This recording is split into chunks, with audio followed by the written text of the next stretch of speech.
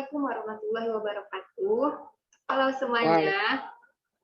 Ya, Halo, perkenalkan nama saya Dinda Cynthia bersama teman saya yang ganteng.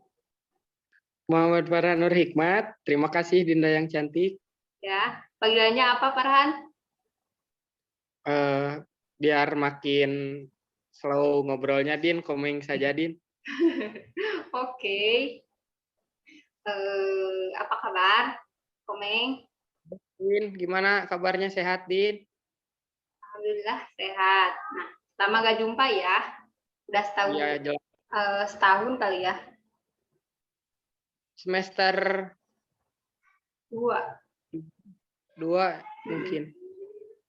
Eh, kangen kuliah enggak, Komeng? Kangen lah, Din. Daring terus, Din. Bosan? Pasti ya, kangen banget. Ya, Enggak, udah lama mending nggak kuliah. ngampus dan nggak temen-temen juga.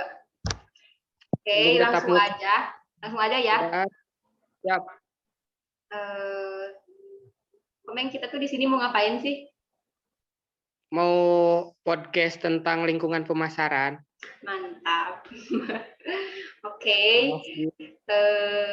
di sini tuh kita mau bikin video podcast. Kita dapat tugas dari salah satu dosen mata kuliah manajemen pemasaran dengan tema podcast lingkungan pemasaran. Sebelum berbincang, akan aku sampaikan dulu ya terkait lingkungan pemasarannya itu seperti apa. Kan ada lingkungan, ada juga pemasaran.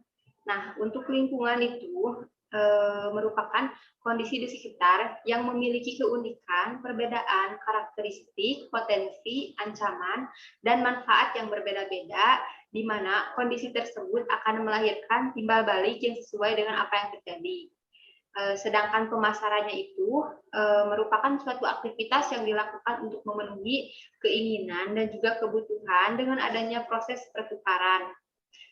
Faktor yang terpenting dalam konsep ilmu pemasaran adalah permintaan, keinginan, produk, kebutuhan, transaksi, pertukaran, dan juga pasar. Nah, jadi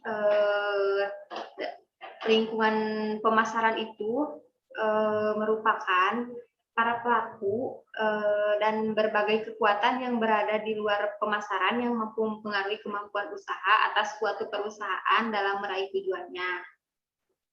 Itu sekarang aku mau nanya nih. Boleh, Din. Yang Komeng tahu tentang lingkungan pemasaran itu apa kira-kira? Jadi lingkungan pemasaran yaitu para pelaku dan berbagai kekuatan yang berada di luar pemasaran yang mampu mempengaruhi kemampuan usaha atas suatu perusahaan dalam meraih tujuannya. Oke, keren banget jawabannya. Lalu tujuan dari perusahaan itu apa sih? Jadi tujuan utama dari setiap perusahaan adalah melayani dan memuaskan seperangkat kebutuhan khusus dari pasar sasaran yang dari sana dapat menguntungkan perusahaan itu atau perusahaan tersebut. Okay, good answer, good answer. Yang terakhir ya buat Komeng. Nah, untuk lingkungan pemasaran ini terdapat lingkungan eksternal, di mana lingkungan eksternal ini merupakan seluruh aktivitas pemasaran yang dilakukan di luar kendali pihak pemasar. Berbagai pengaruh tersebut akan memaksa para pemasar agar mampu menyesuaikan arah dan juga strategi agar bisa terus berjuang di tengah lingkungan yang tidak menentu. Lingkungan pasar eksternal terbagi menjadi dua, yaitu lingkungan pasar mikro dan makro. Nah, lingkungan pemasaran mikro ini memiliki beberapa aspek. Salah satunya aspek penyedia. Maksud dari aspek penyedia itu apa nih?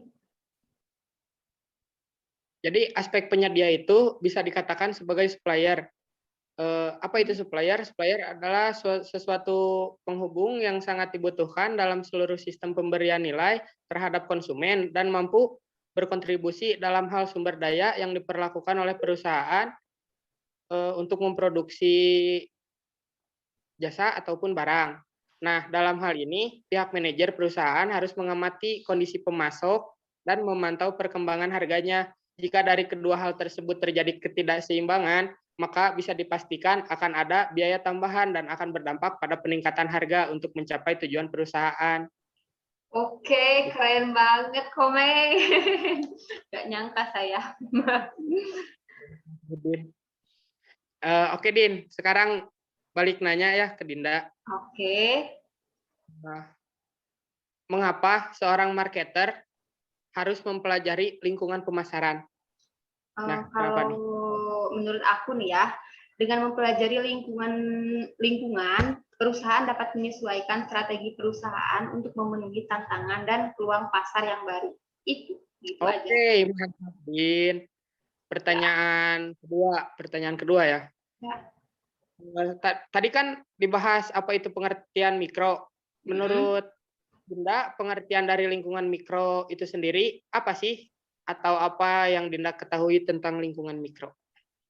Oke, lingkungan mikro terdiri dari pelaku yang dekat dengan perusahaan dan mempengaruhi kemampuan perusahaan untuk melayani pelayanannya seperti perusahaan, pemasok, perantara, pemasaran, pasar pelanggan, pesaing, dan juga masyarakat. Udah. Oke, mantap, Din. Pertanyaan terakhir ya. Terakhir. Oke, siap. Tadi kan Dinda nanya aspek penyedia yang ada di lingkungan mikro. Iya, ya. Kalau mau tahu nih, aspek dari pemasaran itu seperti apa? Contohnya, jawablah. Lumayan agak panjang. Siap. Aspek dari pemasaran ya? Ya. Oke. Dalam hal ini, para perantara perusahaan memiliki peran untuk membantu perusahaan dalam mensosialisasikan dan juga menyalurkan produk pada konsumen. Nah, pihak perantara tersebut antara lain reseller, agent, pelayanan pemasaran, perusahaan, distributor, perantara keuangan, dan lain-lain. Pada poin ini, pihak perusahaan harus memperhatikan dan memberikan pelayanan terbaik dalam hal pengiriman, penyimpanan, dan berbagai faktor lain yang mampu mempengaruhi kesuksesan perusahaan seperti kecepatan pengiriman, keamanan, dan juga ongkos kirim. Mantap, Dinda. Dinda menjawab lancar. Udah, Meng, nggak ada lagi? Beres. Oke, pertanyaannya beres. Mantap. Udah kali ya? Udah kali ya? Soalnya aku juga bingung mau ngomong apa lagi. Sama, Din. Aku bacain dulu ya kesimpulannya. Nah, lingkungan pemasaran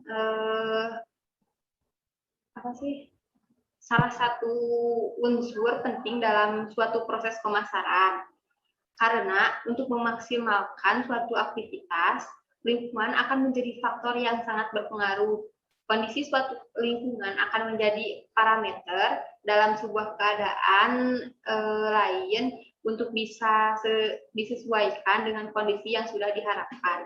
Sehingga potensi yang sudah ada bisa dimaksimalkan dan diserap untuk memenuhi tujuan tertentu. Oke, udah ya. Terus udah gitu aja paling. Oke, dari kita. Wassalamualaikum warahmatullahi wabarakatuh. Bye.